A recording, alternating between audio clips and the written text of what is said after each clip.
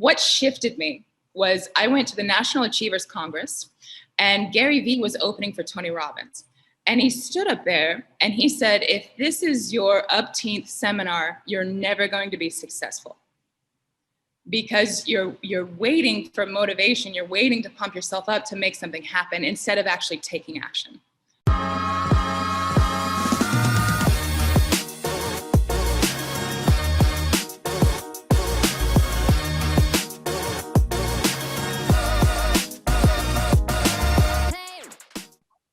Hello, everyone. It is Megan and Steve with Hustling for Excellence and our very special guest, Ginia V, with us today. If you're new to our channel, please be sure to like and subscribe and click the bell below so you're notified every time we post content. So today, again, our very special guest, Ginia V. She has a lot of experience in the business world, has a couple of businesses running currently, some e-com stuff, and some angel investing that she's going to talk to us about today. Ginia, so welcome to our channel. Thank you so much for being with us. Yeah, thank you guys so much. And before we started, I have something to ask. I love your guys' intro video.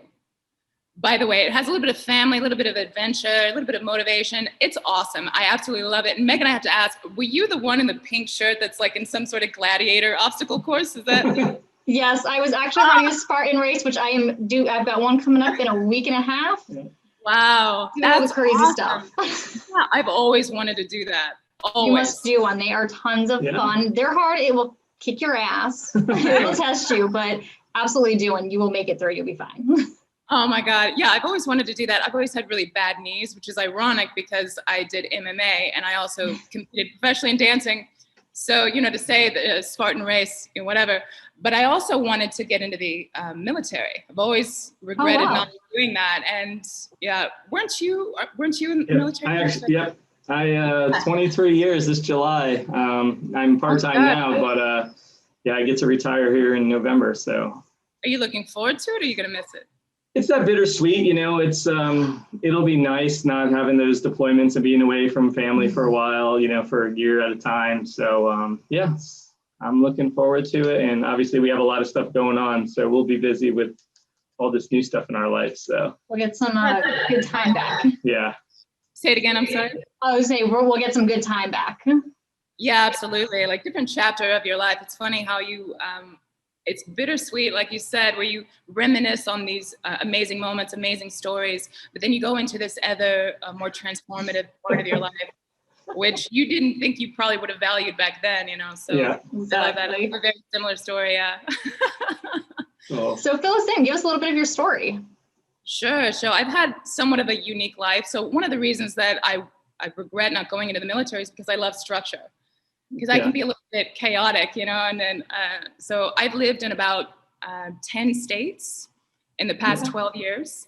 So wow. My parents were kind of like that too. My mother counted, she moved 28 times. I've moved 32 times. Wow. And it's crazy, right? So a lot of variety. Yeah, for sure. You learn to value structure. And so I did a little bit of MMA. So I didn't compete, so no cauliflower ears here. But I actually went into dancing right after that little MMA experience. And I was a professional competitive dancer for 12 years. I had some incredible experiences. Awesome. But it feels like a totally different part of your life, right? Like the military, I'm sure a few years from now after you retire, you're going to think that's a totally different, or maybe pre-kids. My mother calls it BC, before children. Yes. That is term so true. For children. Oh, really? Okay. Yeah. She thinks it's so unique, but I'll let her think that. Yeah, just don't tell her. But it just feels like a different life. But, you know, Tony Robbins, he talks about, you know, a lot of people hold on to that identity. Yeah, true. Who are you? Well, I was a prom queen, you know, when they're like in their 50s. So they lose sight of who they are. So, but I feel like I've had a different life, but it was a spectacular life. You know, I did so much and it was a lot of momentum, and it taught me a lot about people because I was a psych major and went in to take the experiments that I learned in college and put it into actually practicing it with couples. When I would teach them how to dance, because they come in nervous. So you gotta take them up, build rapport within a matter of seconds, you know? And so I was reaching a point in my career. I was competing a lot. I actually was able to do a few off-Broadway shows, and it's intense. Yeah. Your feet are bloody, your knees are swollen, you know what I mean? And you just, in the moment, you're like, I can't wait for this to be over. And then when it's over, you're like, I can't wait to do that again, you know? So, but my career was definitely coming to an end because my knees were so bad. And I was in New York City, and I saw an 85-year-old teach a beginner's foxtrot group class, and I'm like, I can't do that. There's no way I'm gonna be able to do that. So I actually had a friend of mine, and this kind of knocks out a few birds with one stone, like how I got into angel investing and things like that. But a friend of mine, very wealthy, very well-to-do, every time he would come into town, I would pick his brain about currency exchange and stocks and stuff like that. And I forced my way into he had a clothing line, and I kind of forced my way into his life. Hey. He didn't need anybody, but I was like, I'm an alpha female. I can, manage in my macro and micro, whatever. So I worked for free. I worked for free for a while to kind of prove myself, because I knew nothing about the clothing world, nothing about that. And I got exposed to a lot of other things, outside of the dance world. And when you're so immersed into a world, I'm sure the military is kind of similar. You're so immersed into, or, when you're training for a race and you talk to other people, a lot of people can't relate, or it's hard to connect because they don't understand what it takes. Absolutely. Or, You're so right on that. It's a whole different world. It's a different, I have my friends that are military friends, and we could tell jokes and talk, but I don't really bring that life into what I call my civilian friends, because it's just, they can't relate at all. So definitely. Yeah, and that goes right into, the entrepreneurial world. What we do as entrepreneurs, if we don't have other entrepreneurs to talk about it, our family friends, they just don't get it. Yeah. They don't, and totally like speaking Mandarin, and they're just, they flatline, you change the subject. And what I did to bring my family into it, because they had no idea what I did. So I started using them to experiment with products that I was creating. Smart. And what do you guys think about this? What do you like it? I'm going to send this to you. You buy this and test it out, whatever. And then they started getting into it a little bit more. So it was a way for them to bring them into my world. Right. Mm-hmm. But for the most part, it's not something you talk about in an elevator, for sure. But anyway, so it's a totally different world. I had no idea what I was doing. And you can imagine, your confidence level, just like, I have started from ground zero, working my way up. And in the clothing world, you have Hollywood and all that stuff. It's interesting, but so through those connections, I became involved in a startup. So I did a lot of off-Broadway shows with the Dancing with the Stars pros. Have you guys ever watched Dancing with the Stars? Yeah, absolutely. Yeah. Yep. Especially when it first came out. First couple seasons Loved it. Oh, yeah. See, I never watched it. Yeah. Like a hairdresser doesn't watch hairdresser Yes. on the weekend, right? But so I knew a lot of those. I performed with a lot of those, and like Max and Val Chmerkovsky and Sharna and Peta and all that. And my business partner now, so right now we're 50-50 business partners because we work so well together. And it's so hard to find someone that you trust and that you resonate with. And which is interesting because if you guys really communicate well, you are the ultimate business partner with each other. It took us a while to get here. Yeah, a lot of years, mainly for me to get on board. But, we made it there. Grass is greener where you water it. Yeah. Yes. Right? Yes. So, but anyway, he was the one that had the clothing line. Okay. And he had something brought to him and an opportunity, and they asked him to be the CEO, and he brought the business model to me. And what it was a startup app that facilitated interaction between celebrities and fans.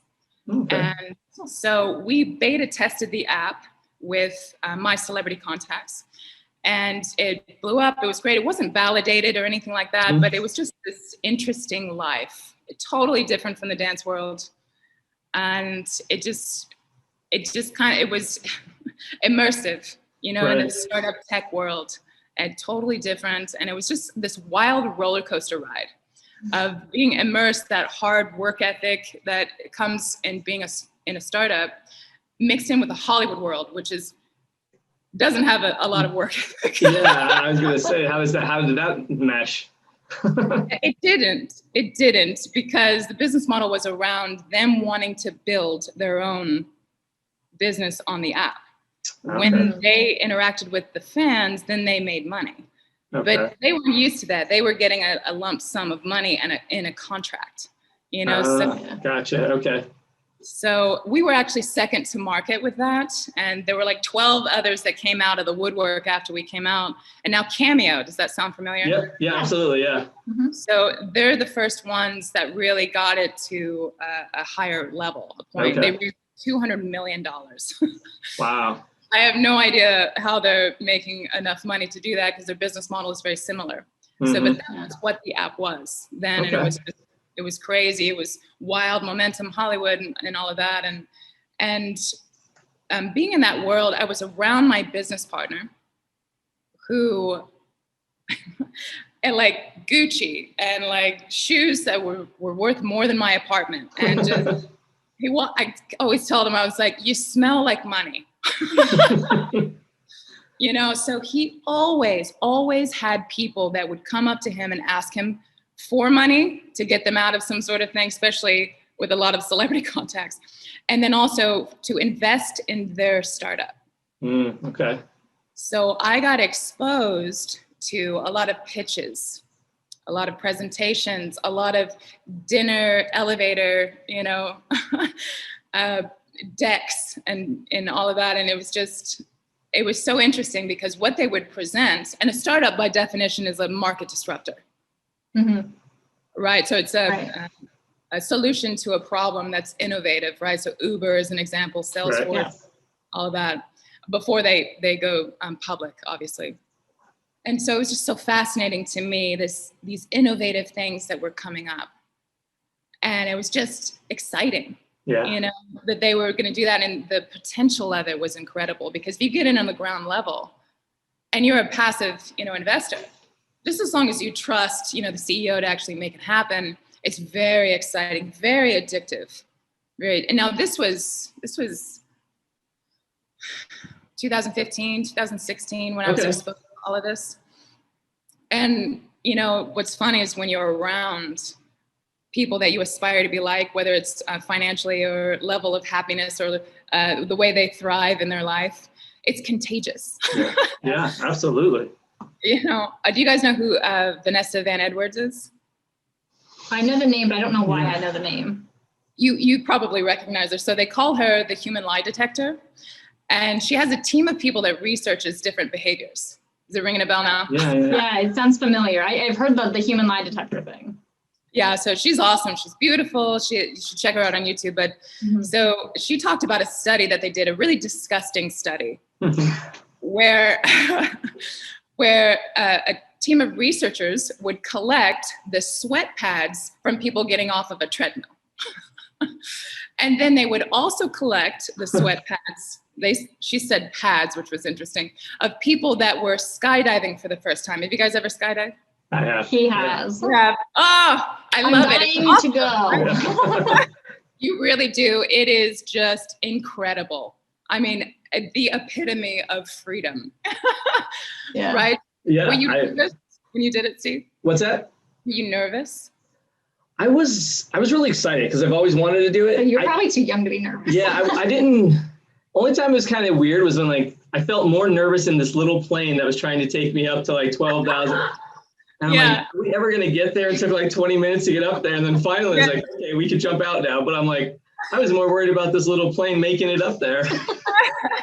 But you're right. I mean, as soon as you jump out, I mean, that sense of like flying and just looking as far as you could see, I was like, yeah. There are no edges. It's like, you don't even feel like you're falling. No, that's the weird thing.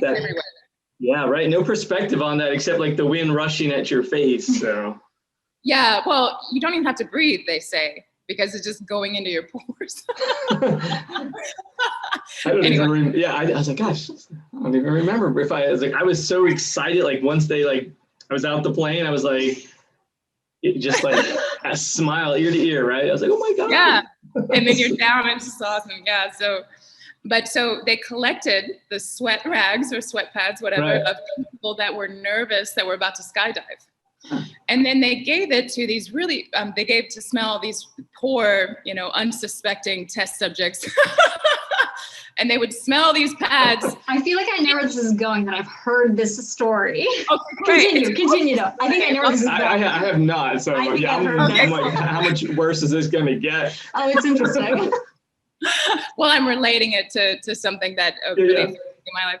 But so they gave it to these unsuspecting test subjects. They had no idea what they were smelling, but they were in an fMRI machine. Okay. So when they smelled the rags with the skydiving sweat, it actually triggered their fear response. Interesting. So they were able to measure the fact that emotions are contagious. So, and she talked about how fear is contagious, and happiness is contagious, and confidence is contagious. So, one of my biggest things when my life truly changed was when I was around wealthy people who have accomplished all these things, even from coming from nothing, but they had accomplished all these things. No matter what it was or what they faced, they knew that they would overcome it. Right. Because they had already been over that hump. They had already tasted blood. and that level of confidence is just will affect you. You will catch it. No doubt. And it will affect your life so dramatically. And it really has for me. You hear that. It's almost cliche, right? You hear it all over the place. But cliche, the reason it's oversaid, overdone is because it merits repeat. Right. It's so valid. Absolutely. So it's like when I started to become around, people that had a lot of charisma and a lot of confidence and a lot of wealth and a lot of success. So first of all, you're around, Rolls Royce and caviar and all that stuff. So your desire increases exponentially. And then you're around people that are confident that they can attain it. Right. And so your confidence that you can do it increases exponentially. Absolutely. But if you haven't been around that, if you haven't done it, you'll just think like, oh yeah, I've heard that a lot. No, you are like speaking our language, because that's what we tell folks. I'm like you said, the cliche part, right? You almost like it's out there though because it's true. Because it's true, right? Like when you get in that room with those folks, the energy that it's just everybody's game just rises. So yeah, absolutely agree, 100%. Yeah, but see, they don't know because they haven't attached a meaning to an experience yet. It's attached, it's not connected. And I actually did a video, and the title was like, the number one thing that you can do to become wealthy or successful or whatever the title was. And I, posted on TikTok. It was the only video that I've gotten a lot of negative feedback. Really? Yeah. So because I talked about the number one thing in my experience to help you become successful the fastest is to surround yourself with people you aspire to be like. And if that's wealth, should be wealthy people. Yes. Yeah. And it's, and that's what so many successful people preach, right? They, get around. Proximity is power, right? Get around folks.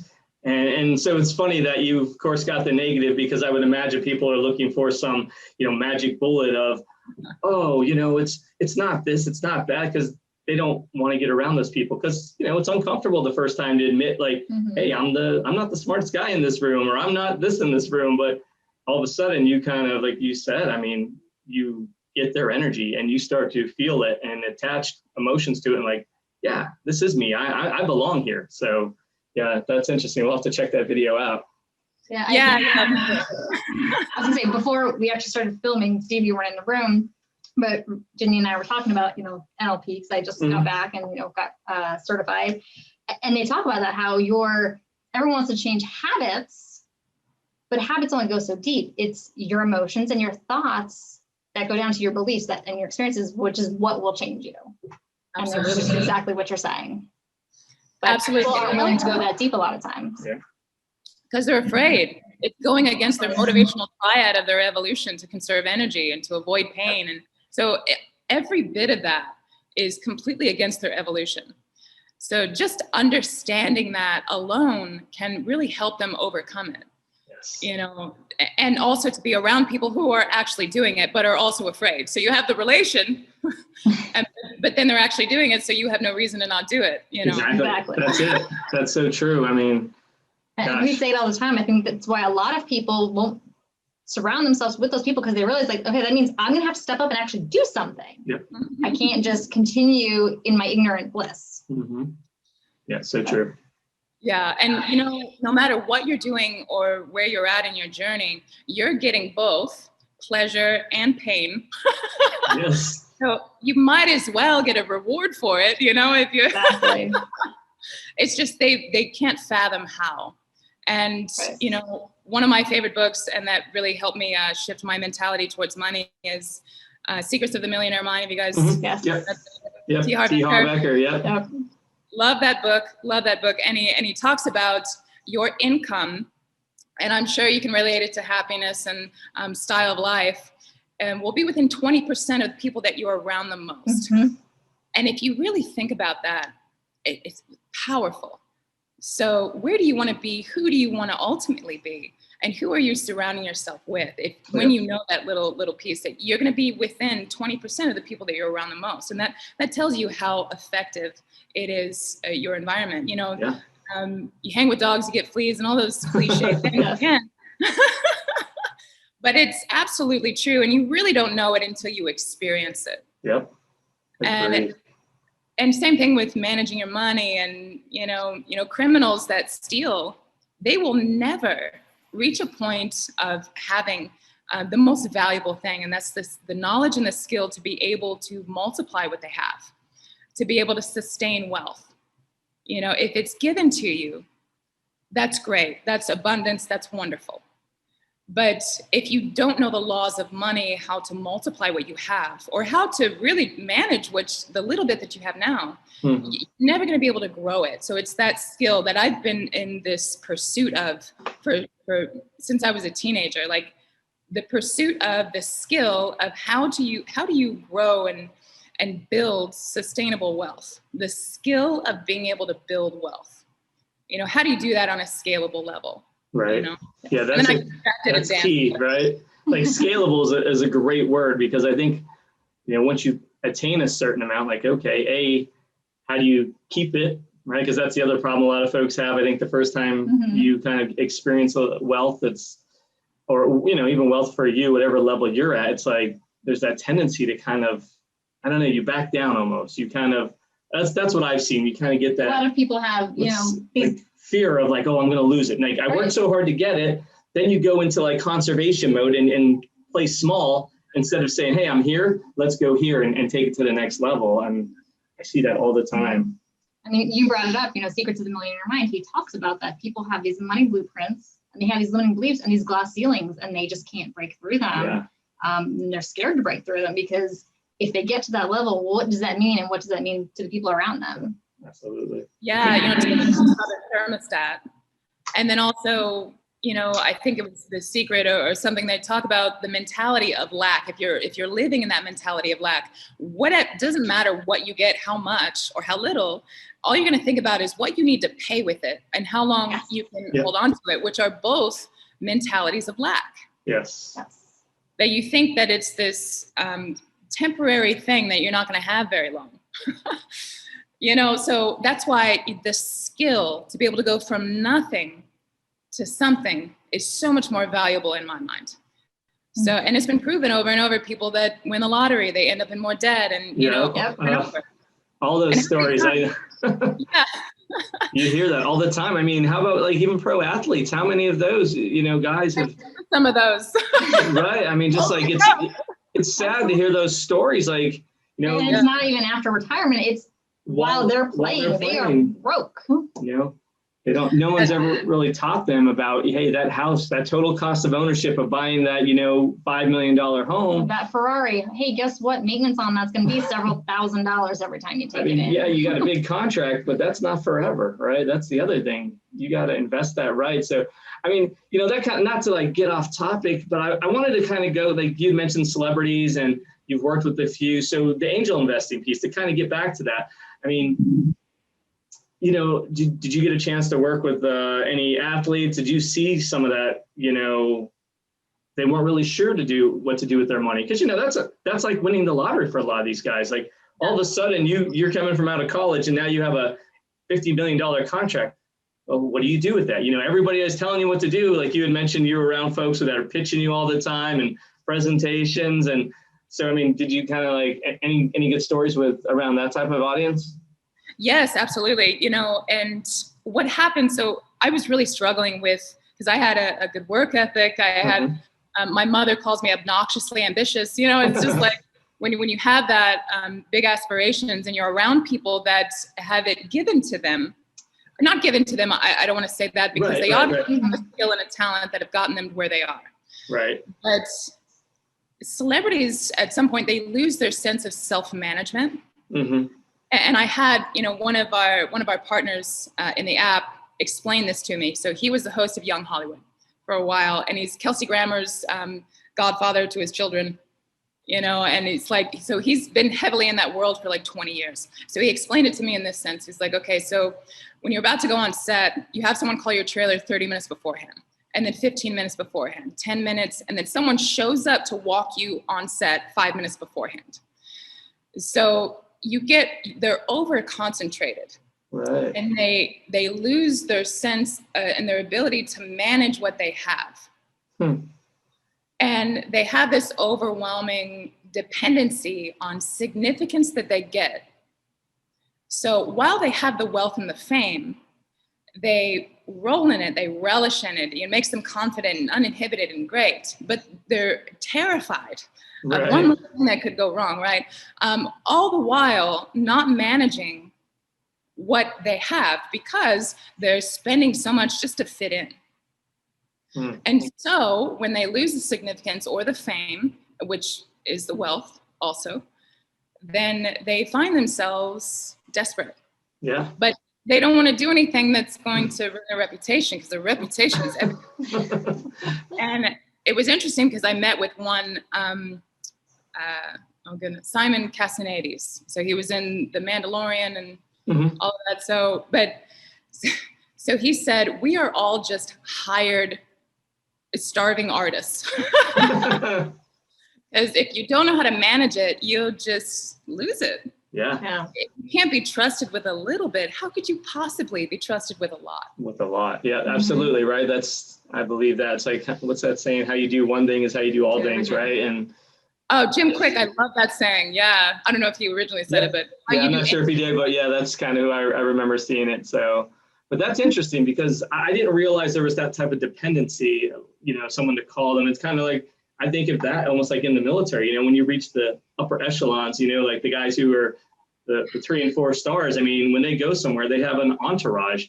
Someone's keeping schedule. Someone is supposed to know everybody they're meeting, like whispers in their ear, hey, this is this person, this is that person, you know, and it's like, they don't do anything anymore because they are really at that, you know, such a high level of just politicking basically. And it's, I won't say they don't do anything, but they have such a large staff to run everything. So that kind of reminds me of that. And it's almost like they lose a little bit of self because they have to, you know, give all those responsibilities away so they can kind of do what they need to do. But that's interesting. I didn't realize it was like that, you know, like, I mean, I can get a call like 30 minutes out, I can handle, you know, you got to call me 15 minutes, 5 minutes, knock at the door, walk me over. I can see like, that's interesting because you hear stories about how stars, you know, they lost their money because somebody that they trusted, their accountant or whatever, just, you know, kind of, you know, embezzled it away or whatever. And you're like, how does that happen? Like, well, they have to trust all these people because, yeah, you can see those type of stories. So that's interesting. Yeah, I mean, so. And they get over concentrated. You know, I'll be at lunch with one of them and it's just like bang, bang, bang, bang. Their phone's just like way over concentrated. Wow. So, which can be related to the entrepreneurial world. If you have your hands in too many cookie jars, which I do often, variety, you know, but, but you know, you go through these growing pains, right? So if you expand your business, you grow your business and you start another business, you just keep tacking them on together. You have to learn how to manage that level, but, you know, you got to start with a little bit of the management and then you grow, like having more than one kid, I'm sure. Have the tribe, right? The second one, I'm sure, is a lot easier, you know. But you still have the first experience of trying to manage two at one time, you know. And then you throw in the third one, and he's not. Oh, wait, there's a third one? Yeah. Wait, what? Yeah, so, you know, what's interesting is I have a story about, you know, the management and the idea of learning to do everything yourself and not outsourcing everything, so that you have a good idea. I'm glad you're going there. I literally just wrote down outsourcing, because I'm like, I wonder how much of this she's actually tackled herself, and what now you've grown to like all these other businesses. What are you getting rid of, you know, letting someone else do? So yeah, my business partner really helped me with this, because I had this stigma that I had to grow it myself. Yeah. Oh, what is that? You know? But we'll talk about that. That's called a control issue. It really is. You and my therapist would get along. Yeah, so I just had this stigma. You know, I was a partner in the app. You know, I invested capital, and I also did sweat equity, and so I was a part of this growing thing that we were running, and it was great. But I didn't feel right. I didn't feel successful. Mm-hmm. You know, that's interesting. Yeah, I was living in this extravagant world, but I didn't feel successful. You know, so I had to do it myself. I had to grow something from scratch. And so when I started something, I started selling on Amazon. Okay. And I actually started with a product that wasn't validated whatsoever. Like, it wasn't even in the market. It was a horrible way to start, by the way. Yeah. But I was lucky, and it was very successful. But in the beginning, you learn every little thing, or I did. Now, you should have a good idea of what it takes, which is why sometimes you hear about successful CEOs like mopping the floor. Right. Like, they know that their time is more valuable than to spend on monotonous things like that. However, they want to make sure that they gain perspective, and they know what it takes to run and maintain something like that. Absolutely. Yeah. Yeah. So I did every single little thing in the beginning. And then finally my business partner, who I brought in to the Amazon business, because we just worked so well together, we trusted each other, and it was another opportunity. Mm-hmm. And he was like, you know, you're tripping over dollars to save pennies. And I love that saying. And I know. Many times. Because when you think about it, you're like, yeah, what am I doing? It's so funny you bring that up, because in the past, I think we have done that, where we felt we had to learn every little thing and do everything. And now we're like, okay, what can we get rid of? Yeah, what can we outsource? Who can we hire someone to do, you know, whatever the task is that we just either don't enjoy doing or don't have really the full knowledge to be able to complete well. Right. Like, we might be able to do it, but not as well as just hiring someone. It's just not effective. It's not an effective use of our time. It's really not. It's good to have the experience of being able to do it. Mm-hmm. Otherwise, you know, you can have the rug swept out from under you. And speaking of, so now this wasn't quite the same. However, so my business partner and I, we had several different entities, several different products that we sourced, nutraceuticals, CBD, like all kinds of stuff. Okay. And we're doing really well on Amazon. And we got to a point where, like, okay, we want to focus on angel investing at this point. So we started working with different agencies to be able to manage and take our companies to the next level. And so we worked with one, it didn't quite pan out. We were like, because we were still hands-on. We knew that they weren't quite experienced. So we got to a point where we really liked a certain agency, and because sometimes Amazon and e-commerce and the internet itself and technology is changing constantly. Mm-hmm. You always have to keep up with it. Policies are changing. So it's easy to sound brilliant when you're a techie, right? So, which I've learned to be. But still, when you hear from someone that like has all these different tactics with marketing, you're like, oh yeah, you're brilliant, you know? So we were going to give it to this company to be able to manage and take us to the next level so that we can be a bit more hands off. So what ended up happening was we ended up spending close to or around $100,000 with this company within 5 months. Mm-hmm. And they completely took us under. And you know, it was one of those things that, okay, we wanted to trust you guys. You have a good, you know, track record. Okay. And they were just testing these different tactics. and they got us kicked off of Amazon. Oh.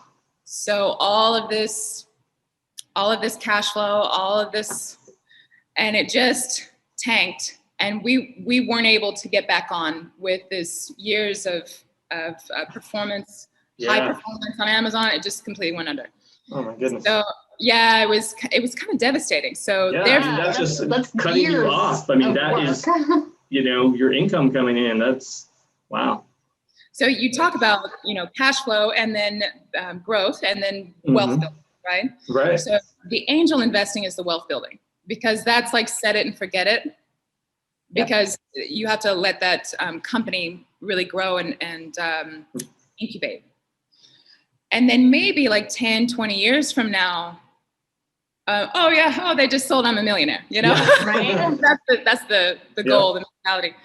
So that was the wealth building part. That was money going out that you didn't see again for a while. Sometimes ever, it depends on. Yeah, you just don't know. Yeah, but the e-commerce was the cash flow. Right. Mm-hmm. So after that happened, and that wasn't that long ago, by the way.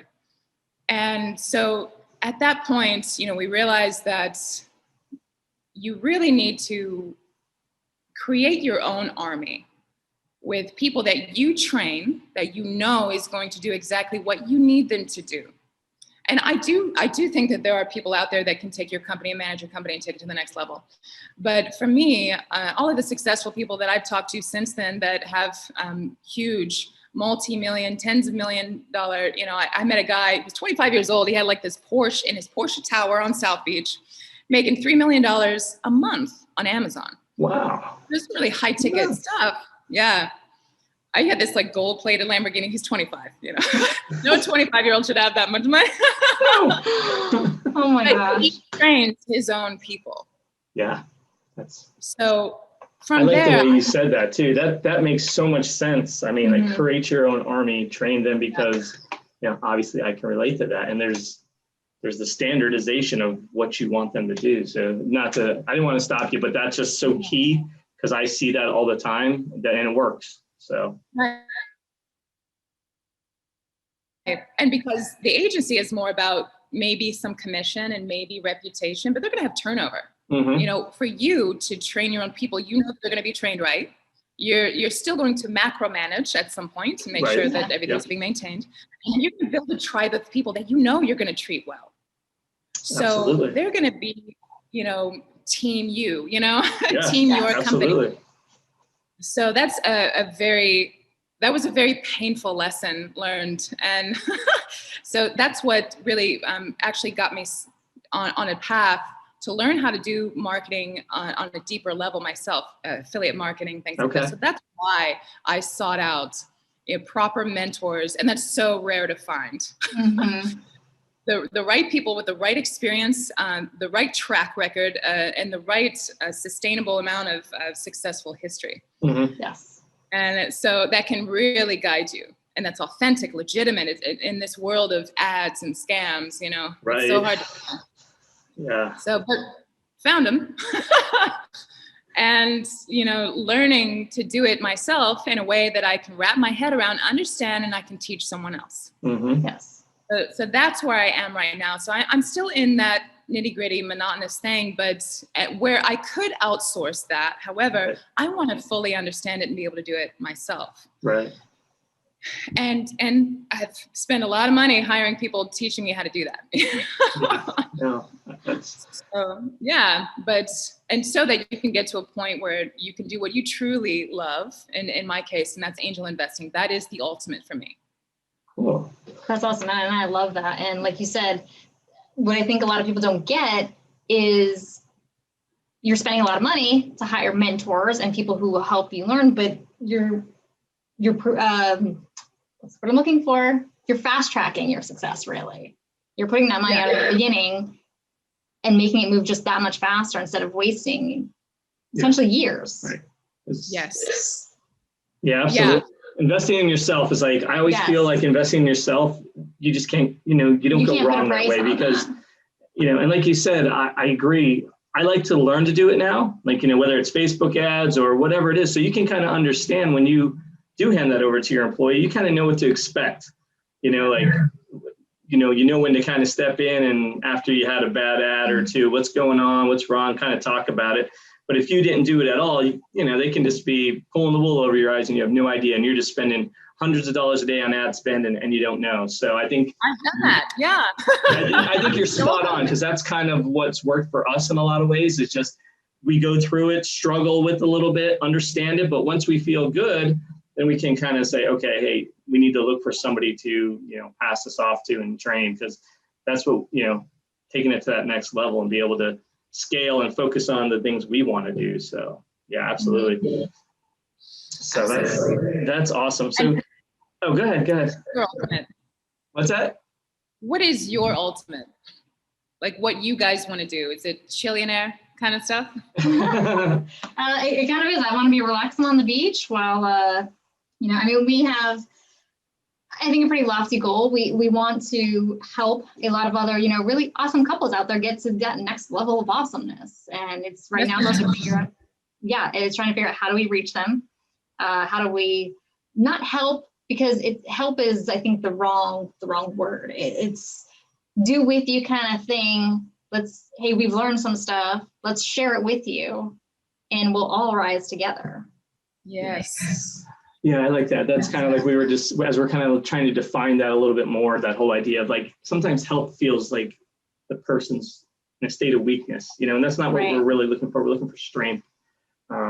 So yeah, and kind of taking it to that next level. But that's actually a good segue, because I wanted to kind of ask you a couple questions about, so for the beginners out there, we have a lot of folks that are probably looking at this like, wow, angel investing is so far away from me, because I have, you're talking about these wealthy people. And so what could someone who's, we'll call them the average person who's got maybe a family and they're, concerned about retirement, they have a couple extra dollars to put away and they're not sure, is it crypto? Is it this? Is it that? Like, how would you get into angel investing for, a lower dollar amount? Maybe not that $250,000 and 100,000, but maybe, $500 or so a month or whatever. Is it an option? Those type of things where,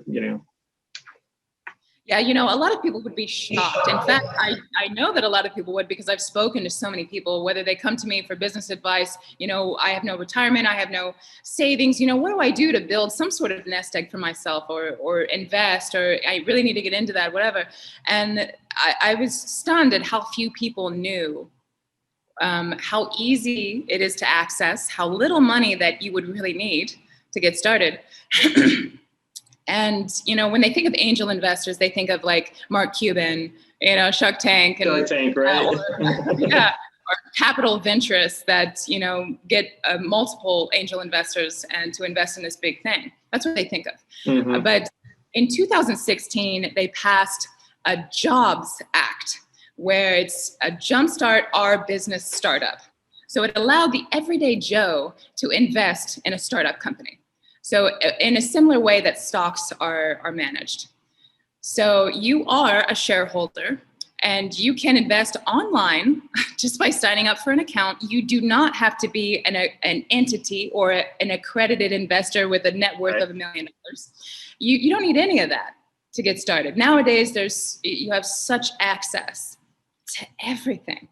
There are very few things that you don't have access to. Maybe, high-end country clubs, but everything else with the internet and, with everyone coming together, it's just so easy to access right now. So for a beginner, they could go to websites like startengine.com or microventures.com. They can create an account and they can go through the different opportunities that are there, and they will be stunned. $100. In fact, there was one, I believe, that was $50 to become a partner in a company. And it's just super exciting, because there are things you had no idea existed. Med beds that regenerate tissue. You have earpieces that can translate up to 20 different languages in real time. Wow. You have a GeoShip, which is basically dome crazy houses that can withstand hurricanes and last 800 years. Yeah. Crazy, awesome. And totally eco-friendly, by the way. It's one of my favorite ones that I invested in. But right. So just amazing. They have anything you can think of, whatever your interest or passion is, you can invest in it. And you are literally a shareholder. You get quarterly reports, updates on how the company is doing, and it's just amazing. Because a lot of people, even when they're in a commission or MLM, you know, people are like, you're a partner, but you don't think that you're a partner. Right.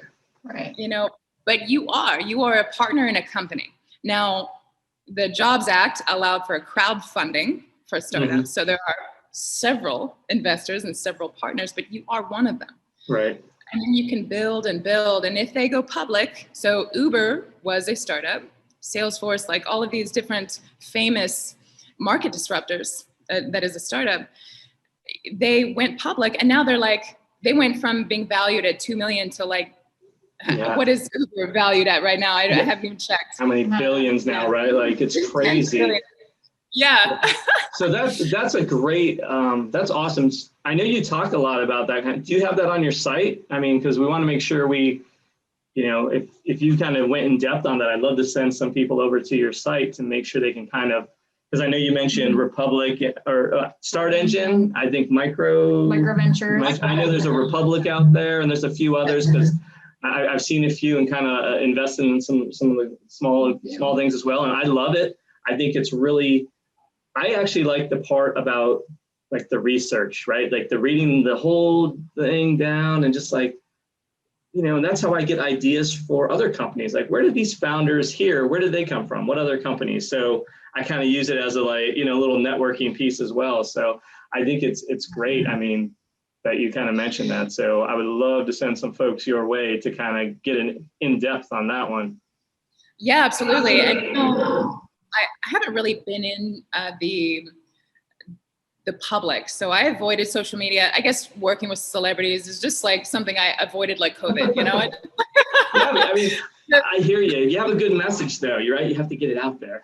Well, but you know, one of the reasons. So I had a few people really push me to do videos and stuff like that, which I wanted to avoid. I've always done entities where I was behind the scenes and we had the company as the face. Gotcha. So I've never been in the limelight, because I've seen a lot of people kind of totally transform in a negative way with the celebrity part, you know. But what I did when I was at a really low point in my life is I made a promise to myself, because I was not able to find someone that I could relate to. Because I felt like I failed so many times. I have done so many courses and seminars and webinars, and I have created so many businesses that crashed and burned. And it was really hard to find someone that talked about that. Like, I couldn't find anyone that I could relate to that talked about that. So I made a promise to myself at a really low point. And I said, if I were to ever reach a point of what I constitute as success, that I would share more failures, and I would try to relate and help people overcome this epidemic of confidence. Because the majority of the reason I believe that people don't actually do what they really want to do is because they don't believe that they can. Yeah, spot on. 100% agree. And I actually had a life coach that, you know, she had me do these mantras and affirmations and stuff like that. And I was like, I don't know what it is. I just spent another couple grand on this another course, and I'm not doing it. I don't know what's wrong. And so she had me do these mantras about confidence and try to visualize the little things and feeling happy about it. And I'll be damned, I started doing it. Yeah. And I realized it was that I didn't believe that I was capable of it.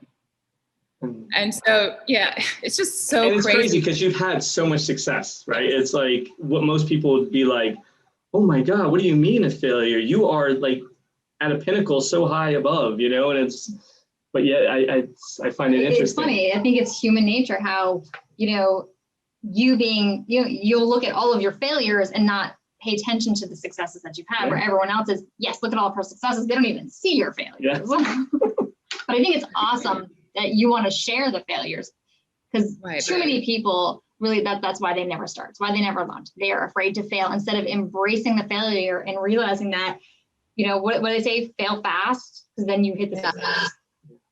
Absolutely. And one of the people that I love is Mel Robbins, because she talks about being in her 40s and she just couldn't get out of bed.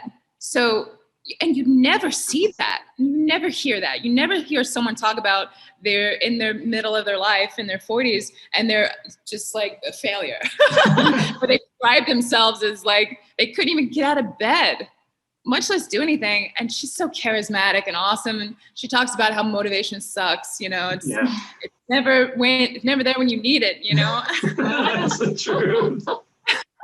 And I think that's why a lot of people start something and they don't continue, because they get pumped up and they say, I'm going to do this. And they think of themselves as who they want to be and the habits that they want to have, not who they are at that moment and the behaviors that they really habitually do in that moment. So when real life sets in and they realize that, oh, this isn't what I thought it was, or, oh my God, this is going to take so much work than I'm used to, and they just let it drop off. Yeah. Instead of trying to be realistic and set yourself up for success, which is another cliche thing. But to me, I love it because, when I knew that I was inconsistent variety, I knew that I needed accountability. I knew that I needed someone to help me with structure. So, and a lot of people don't know that you can get that for much less than you think. There are performance coaches out there that don't necessarily tell you what to do, but they hold you accountable for what you said you were going to do. Yeah. Yes. And they keep you on tracks. If that's what you need, do that. Don't trip over dollars to save pennies when it comes to something that's been holding you back for your entire life. And when I realized that, I was able to get through that, wall of China that I just, I just couldn't get past. I love that. Yeah. It's so funny because, with this interview series, we've been moving into what are, with you angel investing, and we've got a real estate video coming out, trying to find those areas that people can begin with, because we want to move, we've done a lot of the mindset, and yet it all comes back to mindset. Yeah. No matter which way you turn it and shake it up, it all comes back to your mindset. It really does. And the proper guidance, that is so important.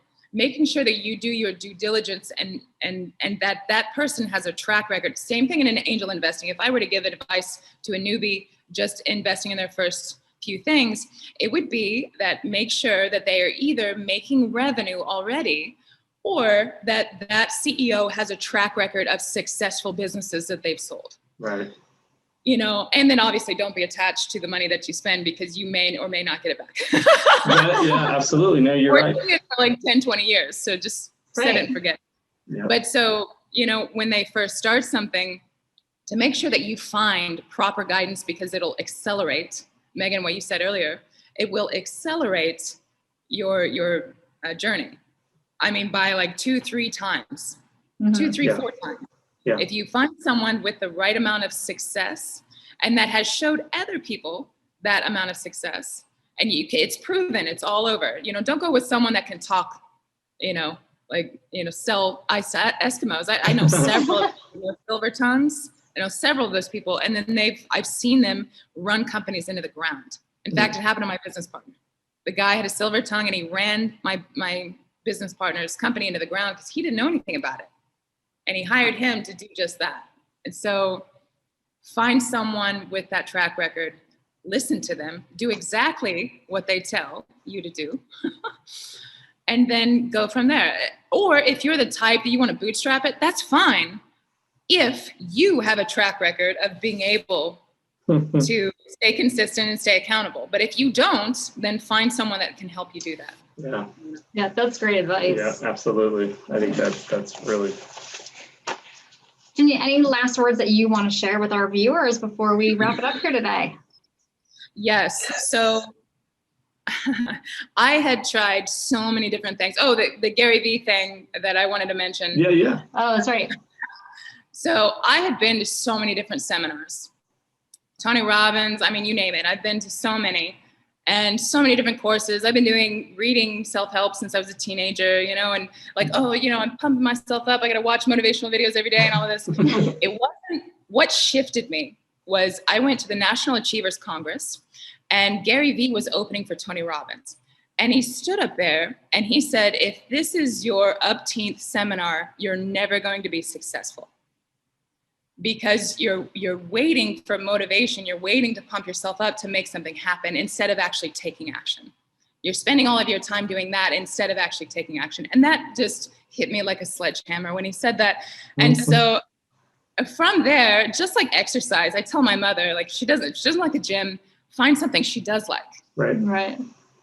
whether it's swimming or something, you know, find something that you enjoy. So I'm very kinesthetic. I love touching things and just, you know, feeling and all of that.